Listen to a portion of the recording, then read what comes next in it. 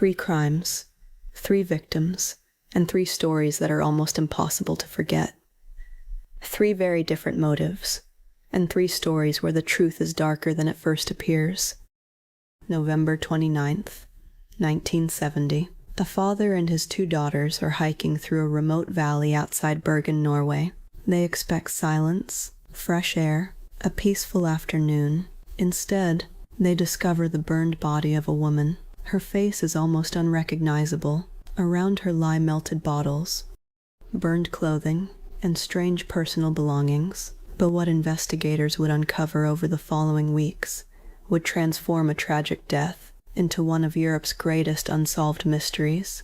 Multiple passports, dozens of fake identities, hotels across Europe, secret codes, disguises, missing fingerprints, removed clothing labels, and one question that still refuses to die. Who was the Isdal woman? Before we try to understand how she died, we first have to ask, who was she pretending to be? The Isdal woman, Norwegian, Isdalskvinna, c. 1930–1945, November 1970, is a placeholder name given to an unidentified woman who was found dead at Isdalen, the ice valley in Bergen, Norway, on the 29th of November 1970. Although police at the time ruled a verdict of likely suicide, the nature of the case encouraged speculation and ongoing investigation in the years since. Half a century later, it remains one of the most profound cold case mysteries in Norwegian history. On the morning of the 29th of November 1970, a man and his 2 young daughters were hiking in the foothills of the north face of Ulriken, in an area known as Isdalen Ice Valley. It was also nicknamed Dødsdalen, Death Valley, due to the area's history of suicides in the Middle Ages and more recent hiking accidents. They came across the charred body of a woman located among some scree. Investigation.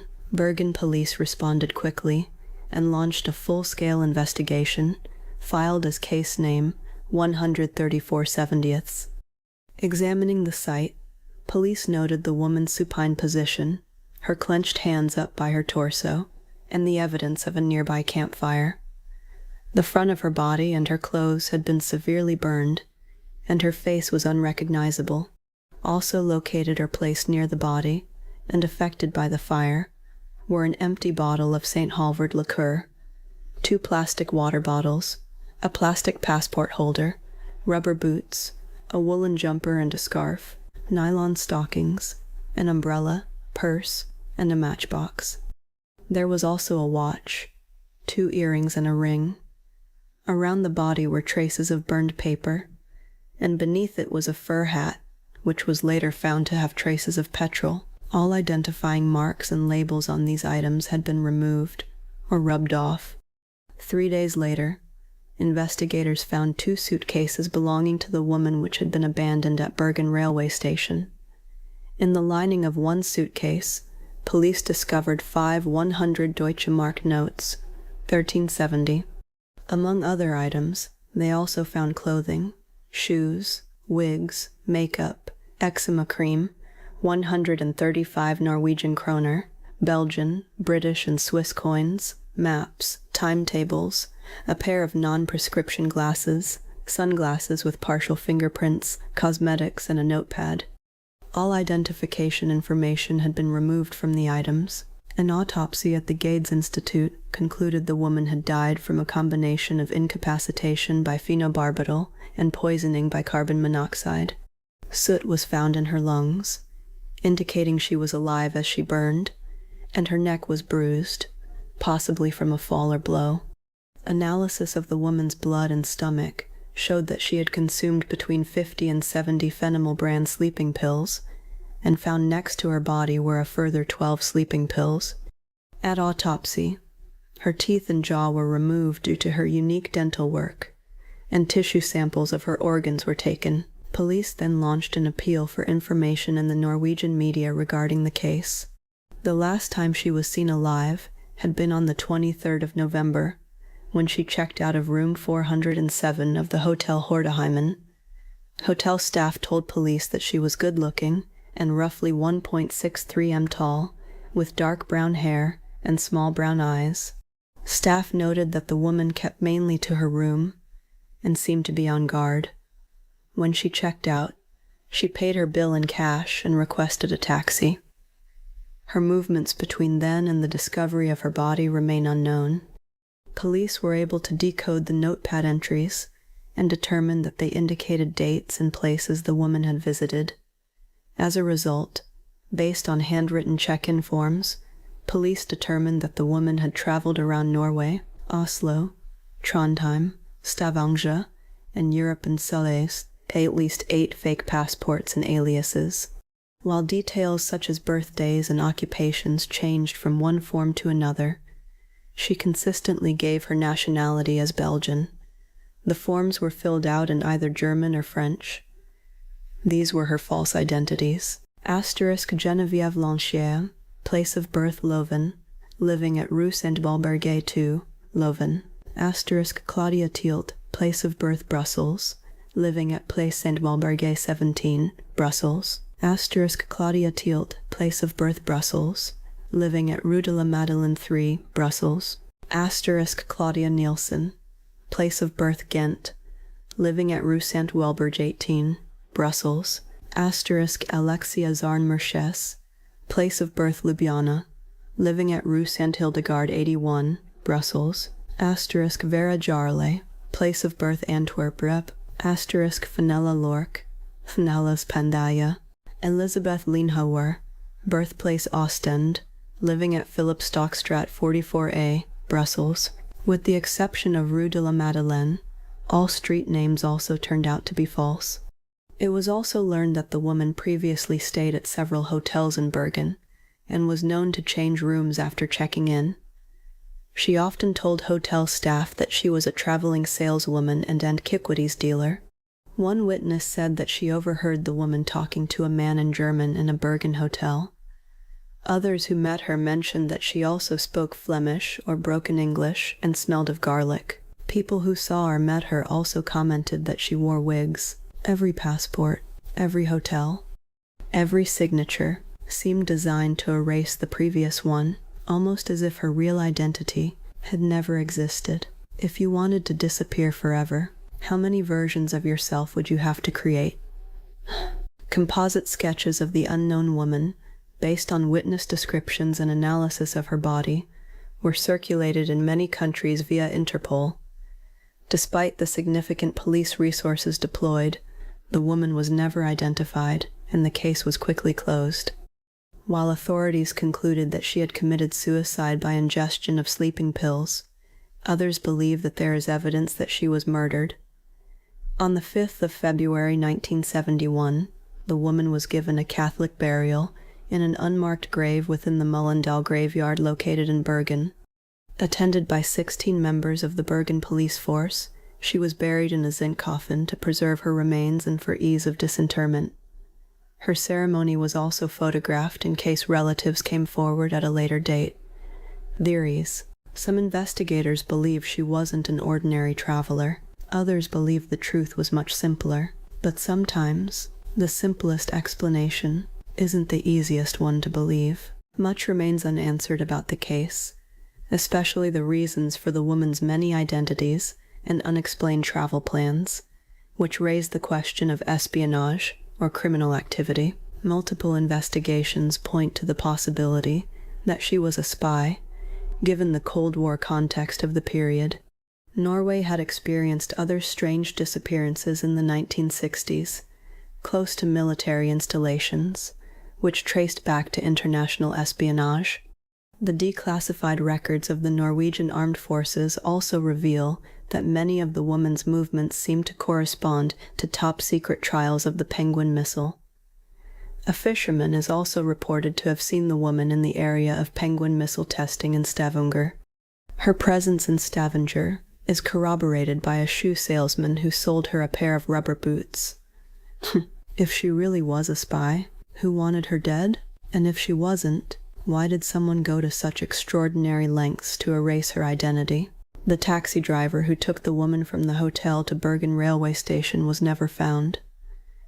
In 1991, however, a taxi driver wishing to remain anonymous said that after picking up the unknown woman at the hotel, they were joined by another man for the ride to the railway station. In 2005, a Bergen resident, who was aged 26 in 1970, told a local newspaper that after seeing the sketch circulated, he had suspected that the Isdal woman was a woman he had seen 5 days before the body was discovered, when he was hiking on the hillside at Fløyen. Surprisingly, she was dressed lightly for the city rather than a hike, and was walking ahead of 2 men wearing coats who looked southern. The woman appeared resigned, and seemed about to say something to him but did not. He went to someone he knew at the police to report this incident, but was told to forget about it. Therefore, neither the man's name nor his alleged sighting was recorded at that time. After the case was reopened in 2016, Norwegian broadcaster NRK commissioned the American artist Stephen Missol to create 6 alternative sketches of the Isdal woman, which were shown to people who had seen her. In 2017, stable isotope analysis of the woman's teeth taken from her unburied jawbone indicated that the woman had been born in about 1930, plus or minus 4 years, in or near Nuremberg, Germany, but had moved to France or the France-Germany border as a child. This reinforced earlier analysis of the woman's handwriting, which suggested that she had been educated in France or a neighboring country. Analysis also indicated she had been to a dentist in either East Asia, Central Europe, Southern Europe, or South America. In 2018, NRK and the BBC World Service published a podcast series titled Death in Ice Valley, which included interviews with eyewitnesses and forensic scientists, also suggesting that the Isdal woman's birthplace may have been southern Germany or the French-German border region, and that she was probably born in or around 1930. She was also probably raised in French-speaking Belgium. Decades passed, witnesses died, files gathered dust, yet the mystery refused to disappear. Can modern science solve a mystery when the people who knew the truth are long gone? In June 2019, the BBC revealed that listeners of the podcast had given more clues. Further, Colleen Fitzpatrick, a geneticist with the DNA Doe Project, contacted the Death in Ice Valley team to offer her help in identifying the woman through genetic genealogical isotope testing of autopsy tissues. It has since been revealed that she is of mtDNA haplogroup H24, indicating a matrilineal line of descent originating in Southeast Europe or Southwest Asia. The woman also seems to have had a French passport, based on the fact that an unidentified French national was registered on one of the flights she took to Norway. Author Dennis Zacher-Askin proposed that the Isdal woman was a sex worker, based on the way that her route was planned, her wish to remain anonymous, her behavior at hotels, and the fact that the different men she was witnessed meeting never came forward. Ask argued that another person was probably at the crime scene when the woman died, based on evidence from the scene and her medically intoxicated condition in the hours before her death. He noted there were arguments that supported the death being either murder or assisted suicide, believing murder to be most likely. In 2019, after a publication of an article in the French newspaper Le Républicain Lorraine, a resident of Forbach claimed to have had a relationship with the Isdal woman in the summer of 1970. According to this informant, the woman was a polyglot with a Balkan accent who often dressed herself up to look younger than her age, between 36 and 44, refused to share personal details, and often received scheduled phone calls from abroad. Looking through the woman's belongings, the informant found various wigs, colorful clothes, and a photograph of the woman riding a horse. Suspecting she was a spy, he considered contacting the authorities but was afraid to do so. Both the informant's story and the photograph were published in a subsequent issue of the newspaper. On June 12, 2023, an article in Neue Zürcher Zeitung suggested that the Isdal woman may have had connections with the Swiss banker François Genud, and that Norwegian intelligence service interfered with local police investigations. The newspaper sourced the suggestion to a professional fact-checker. Today, Some questions finally have possible answers. Others remain exactly where they started. Perhaps the greatest mystery isn't how she died. Perhaps it's how a person could travel across Europe, leave behind dozens of clues, and still remain almost completely unknown. We often assume every mystery can eventually be solved, but what if some people spend their entire lives making sure they never truly exist? Maybe the Isdal woman wasn't just hiding her identity. Maybe her identity was never meant to be found, and perhaps that's why, more than 50 years later, we're still asking the same question. Who was the woman in Isdalen? Or maybe the better question is, who wanted the world to forget her? Some people leave fingerprints.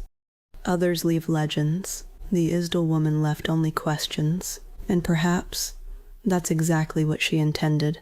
To help our channel grow, please like this video, subscribe, and click the bell icon so you don't miss future episodes. This was the Dark Archive, where every crime has a story and every mystery refuses to die. Imagine being only 4 years old, no name, no missing person report, no one looking for you. Your body is found abandoned in a cardboard box on the side of a quiet road. Police spend decades trying to answer one question: who was this little boy? But perhaps an even darker question is this: how does a child disappear from the world before anyone even notices? Joseph Augustus Sorelli was born on January 13th, 1953, died in February 1957. Previously known as the Boy in the Box, the Boy in a Box, or America's Unknown Child, was an American 4-year-old male whose nude, malnourished, and beaten body was found on the side of Susquehanna Road in Philadelphia, Pennsylvania, on February 25, 1957. Zorelli appeared to have been cleaned and freshly groomed, with a recent haircut and trimmed fingernails, although he had suffered extensive physical attacks prior to his death, with multiple bruises on his body. He was also severely malnourished. His body was covered with scars, some of which were surgical, most notably on his ankle, groin, and chin. Authorities believe that the cause of death was homicide by blunt force trauma. Despite the publicity and sporadic interest throughout the years, the boy's identity remained unknown for over half a century. On November 30th, 2022, the Philadelphia Police Department announced that detectives had determined the boy's identity using DNA and genealogical databases. On December 8th, 2022, more than 65 years after his body was found, Zorelli was publicly identified. Despite the identification, the exact circumstances leading to his death are uncertain, and the case is still considered an open homicide investigation. Discovery of the body. On February 25, 1957, the body of Joseph Augustus Sorelli, wrapped in a plaid blanket, was found in the woods off Susquehanna Road in the Fox Chase neighborhood of Philadelphia. The body was discovered by a young man who was checking his rabbit traps. Fearing that police would confiscate his traps, he did not report what he had found. A few days later, a college student spotted a rabbit running into the underbrush. Knowing that there were traps in the area, he stopped his car to investigate and discovered the body. He was also reluctant to have any contact with police, but he did report what he had found the following day, after hearing of the disappearance of Mary Jane Barker in Belmar, New Jersey. Zorelli's naked body had been placed inside a cardboard box that had once contained a bassinet of the kind sold by J.C. Penney. His hair had been recently cropped, possibly after death, as clumps of hair clung to the body. There were signs of severe malnourishment, as well as surgical scars on the ankle and groin, and an L-shaped scar under the chin. Every crime scene tells a story, but sometimes the silence tells even more. How can a child exist and leave behind almost nothing? Investigation prior to identification. The Philadelphia Police Department, EBD, opened an investigation on February 26, 1957. The dead boy's fingerprints were taken, and police at first were optimistic that he would soon be identified. However, no one ever came forward with any useful information. The case attracted considerable media attention in Philadelphia and the surrounding metropolitan area. The Philadelphia Inquirer printed 400,000 flyers depicting the boy's likeness, which were sent out and posted across the area and were included with every gas bill in Philadelphia. The crime scene was combed repeatedly by 270 police academy recruits, who discovered a man's blue corduroy cap, a child's scarf, and a man's white handkerchief with the letter G in the corner, all clues that led nowhere. Police also distributed a post-mortem photograph of the boy, fully dressed and in a seated position, as he may have looked in life, in the hope it might lead to a clue. In 1998, the boy's body was exhumed for the purpose of extracting DNA, which was obtained from a tooth. On March 21, 2016, the National Center for Missing and Exploited Children released a forensic facial reconstruction of the victim and added him into their database. The body was then exhumed yet again in 2019 to retrieve additional DNA samples. We often believe that children are impossible to hide. Schools, doctors, neighbors, someone always notices, unless someone never wanted that child to exist in the first place. Identification. The child was an unidentified murder victim for decades. However, on November 30th, 2022, the PPD announced that they had identified the child through the use of genetic testing and investigative genetic genealogy, and that they would provide a case update in the following week. Sources stated that he was the child of a prominent family in Delaware County. Authorities said that an investigation would use the new information to continue the search for suspects. On December 8th, 2022, the child was publicly identified as 4-year-old Joseph Augustus Zarelli, born on January 13, 1953. Genealogists had uncovered his name more than a year earlier, in October 2021. On January 19, 2023, the names of Zarelli's parents were reported. Investigators were finally able to identify Zarelli after a cousin uploaded DNA to a public database. Investigators subsequently encouraged that person's mother, a first cousin of Zarelli, to submit a genetic profile to GED Match, which she did, allowing investigators to identify his parents. A court order for the child's birth certificate was then made, which revealed the child's name and his parents' names, which were also subsequently verified by DNA. Theories prior to identification. Before his identification in 2022, several prominent theories regarding the boy's origin were investigated by law enforcement and amateur sleuths. In 1960, Remington Bristow, an employee of the medical examiner's office who doggedly pursued the case until his death in 1993, contacted a New Jersey psychic who told him to look for a house that matched a foster home that was located approximately 1.5 miles, it's 2.5 kilometers from the site of the body. When the psychic was brought to the Philadelphia Discovery site, she led Bristow directly to the foster home. Upon attending an estate sale at the foster home, Bristow discovered a bassinet similar to the one sold at JCPenney. He also discovered blankets hanging on the clothesline that were similar to the one in which the boy's body had been wrapped when discovered. Bristow believed that the boy was the son of the stepdaughter of the man who ran the foster home, and that they disposed of his body so the stepdaughter would not be exposed as an unwed mother. However, police established that all the foster children at the home were accounted for, and a re-examination by investigators confirmed that the family were likely not involved. In 1998, PPD Lieutenant Tom Augustine, who was in charge of the investigation, and several members of the Vidicok Society, a group of retired policemen and profilers, interviewed the foster father and the stepdaughter whom he had married. The foster home investigation was closed. The woman known as Martha or M. Another theory was brought forward in February 2002 by a woman identified only as Martha or M, accusing her mother of acquiring and killing the child. Police considered her story plausible, but were troubled by her testimony, as she had a history of mental illness. Martha claimed that her parents purchased a boy named Jonathan from his birth parents in the summer of 1954. after which he was beaten to death and his body left abandoned inside a box outside of town. Police were unable to verify her story. Neighbors who had access to Martha's house during the stated time period denied that there had been a young boy living there and dismissed her claims as ridiculous. Her story sounded horrifying, but horror isn't the same as proof. How much should we believe when the only witness appears decades later?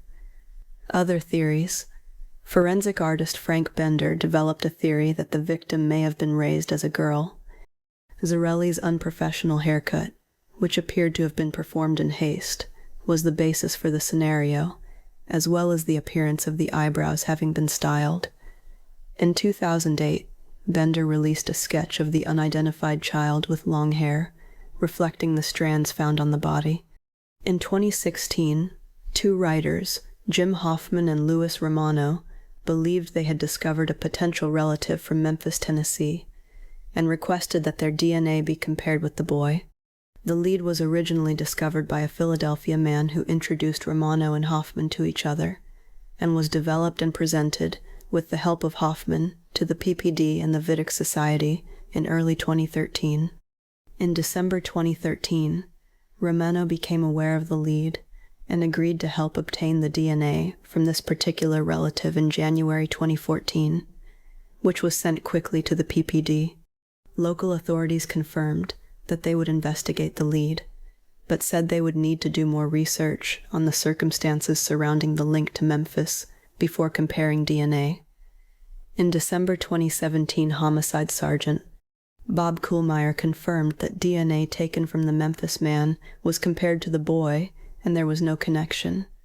Burial. Zarelli was originally buried in a potter's field. In 1998, he was reburied at Ivy Hill Cemetery in the Cedar Brook section of Philadelphia, which donated a large plot. The coffin, headstone, and funeral service were donated by the son of the man who buried Zarelli in 1957. There was significant public attendance and media coverage at the reburial. City residents keep the grave decorated with flowers and toys. The large headstone, when first installed, contained the words, "America's Unknown Child," with a plaque underneath reading, "Heavenly Father, bless this unknown boy." On January 13th, 2023, which would have been Zarelli's 70th birthday, a new memorial containing his full name and image was unveiled, along with the addition of his name to the existing headstone. Homicide investigation. At a December 2022 press conference, Philadelphia Police Commissioner Danielle Outlaw stated that Zarelli's death is still an active homicide investigation and we still need the public's help. Law enforcement reported at the same conference that both of Zarelli's biological parents are deceased, but the child has living half-siblings. At the same December 2022 press conference, Philadelphia law enforcement stated that Zarelli had lived in the area of 61st and Market Streets. "I don't know what the neighbors knew or didn't know," said the head of the PPD Police Homicide Unit, Captain Jason Smith, at the conference. The child did live past the age of 4 years old, so there would have been somebody out there that would have seen this child, perhaps another family member that hasn't stepped forward, possibly a neighbor that remembers seeing that child and remembers whatever was occurring at that particular household. In January 2023, Philadelphia station WCAU reported that Zarelli was born to a couple that lived at 64th and Callow Hill, although, the station stated, it was unclear if he lived there long enough for people to even notice him. That same month, the Enquirer reported that Zarelli's biological parents were Augustus John Zarelli and Mary Elizabeth Plunkett. The couple, who were not married or were ever known to be in a relationship, both married other partners sometime after Zarelli was born. Abel had previously put a baby girl up for adoption, and her cousin speculated in a 2023 interview that Abel might not have been the one who raised Zarelli, possibly giving him over to adoption. We like to believe that monsters look different from us, that evil leaves obvious signs, but history keeps proving the opposite. Sometimes, evil looks exactly like an ordinary family. Maybe the greatest tragedy wasn't that Joseph died, Maybe it was that for decades, no one even knew his name. Every child deserves to be remembered. Every child deserves to be loved. Joseph waited 65 years for the world to finally say, "We know who you are." But perhaps the question we should ask isn't, who killed Joseph Zarelli? Maybe the real question is, how many children disappear into silence and are never found at all? To help our channel grow, please like this video, subscribe, and click the bell icon so you don't miss future episodes. Every crime has a story. Every monster has a beginning. The Dark Archive. March 2024, Germany. On the banks of the Rhine River, a passerby stumbles upon the body of a young woman showing signs of severe trauma and burns. Just days later, another body, an older woman, is pulled from a nearby lake. The victims were refugees from Kharkiv, Ukraine. They had crossed the entire European continent to escape the brutal war brought to their homeland by Russia. They thought they had finally found safety, but in a cruel, heartbreaking twist of fate, the very terror they fled followed them into the heart of Europe. They survived the Russian bombs, only to be brutally murdered on German soil by the hands of a Russian citizen. And the most horrifying part, they had a 5-week-old baby girl with them, and she was nowhere to be found. Margarita Razaz and her 51-year-old mother, Marina Stitsenko, arrived in Germany seeking safety from the heavy shelling of their hometown Kharkiv. Margarita was heavily pregnant. In late January 2024, she gave birth to a beautiful daughter named Mia. Living in a refugee shelter, the two women were doing their best to adapt and desperately needed help. That is when a 44-year-old woman named Inna appeared in a Telegram group dedicated to helping Ukrainian refugees. Inna was a Russian-born woman who had been living in Germany for years with her 43-year-old German husband Marco. Inna offered free assistance. She promised to translate at the hospital, accompany them to government offices, and help fill out social welfare paperwork. Margarita, who didn't speak German, was incredibly grateful. She had no idea that Inna had been living a massive, twisted lie for months.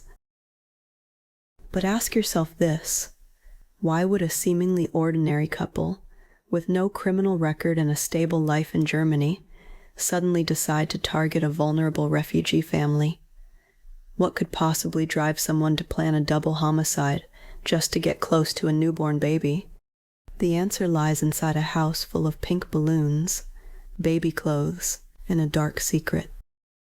Inna and Marco's neighbors would later tell the police a bizarre detail.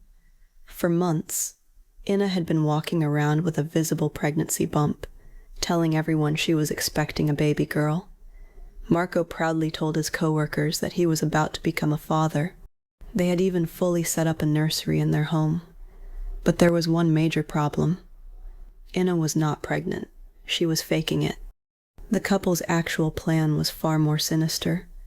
They intended to find a vulnerable, isolated woman who had just given birth, murder her, and claim the newborn as their own. Ukrainian refugees with no local connections or knowledge of the language seemed like the perfect targets. On March 6th, 2024, Inna and Marco invited Margarita and her mother Marina out to dinner under the pretense of celebrating the completion of their official paperwork. It was a fatal trap. Imagine being in a foreign country, unable to speak the language, sitting in a restaurant with the only people you think you can trust. How could Margarita and her mother have known that this dinner was actually their execution? And how do you make two adult women vanish from a public place without anyone noticing a thing? Let's look at what happened after the bill was paid. At the restaurant, the killers secretly slipped powerful sedatives into the women's drinks. On the drive back, both victims fell heavily asleep.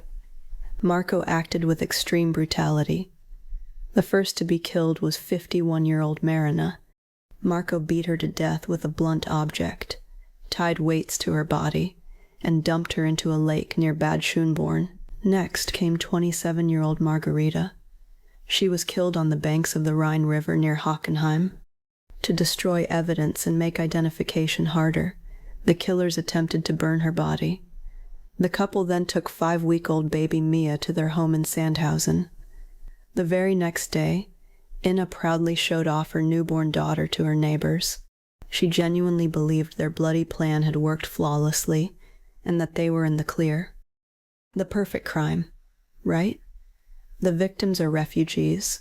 Their family is thousands of miles away in a war zone, and the baby is safely hidden behind closed doors. But how did the killers fail so spectacularly?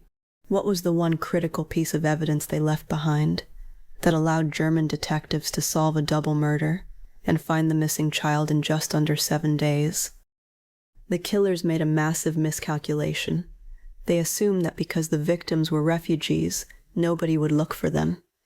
However, friends from the refugee camp immediately raised the alarm when the women failed to return and stopped answering their phones. When Margarita's body was discovered on March 7th on the banks of the Rhine, the German police immediately established a special homicide unit codenamed Rampe, consisting of 60 detectives. By tracing the victim's final phone calls and messages, they instantly zeroed in on Inna and Marco. On March 13th, just 1 week after the murders, heavily armed special forces raided the couple's home. Inside, they found little Mia, alive and completely unharmed. A DNA test quickly confirmed her true identity. The couple was arrested on the spot. A few days later, police divers recovered Marina's body from the lake. The trial at the Mannheim Regional Court concluded in February 2025.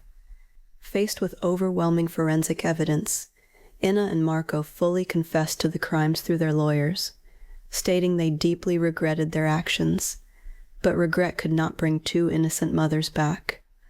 The judge handed down the harshest sentence possible under German law, life imprisonment for both. Furthermore, the court ruled that their crimes carried particular gravity of guilt. This legal distinction means they are barred from the usual early parole review after 15 years. They will spend the rest of their natural lives behind bars.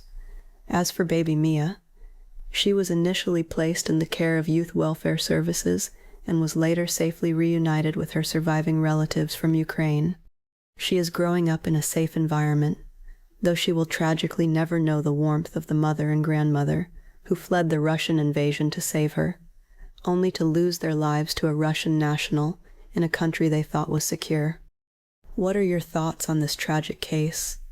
Could more have been done to protect vulnerable refugees in these online groups?